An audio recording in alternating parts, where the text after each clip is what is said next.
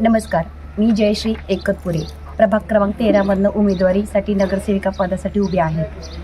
आत्ताच भाऊंनी सांगितलं की प्रत्येक भागातल्या ज्या मूलभूत गरजा आहेत त्या मिटवण्यासाठी म्हणजे आम्ही आतोनात प्रयत्न करू की जसे आम्ही आता फेरी करताना प्रत्येक ठिकाणी बघितले की ठिकठिकाणी रस्ते व्यवस्थित नाही, आम्हाला धड रस्त्याने नीट चालता येत नाही, तर सामान्य लोकांच्या सामान्य जनतेची काय अवस्था होत असेल यावरून आपल्या लक्षात येते।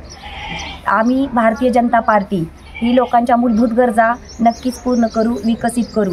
तसेच आमचे मार्गदर्शक रामभाऊ सातपुते हे आम्हाला पदोपदी पाठिंबा देतात, व्यवस्थित मार्गदर्शन करतात। म्हणून माझं जनतेला आव्हान आहे की जसं भारतीय जनता पार्टीने महिलांसाठी लाडकी बहीण योजना चालू केली, त्यानंतर रेशनचा जो काही फायदा आहे तो भारतीय जनता पार्टीमुळेच आज आपल्याला फ्रीमध्ये रेशन मिळत आहे। आयुष्यमान भारत कार्ड ही महिलांसाठी त्यांनी सेवा चालू केलेली आहे।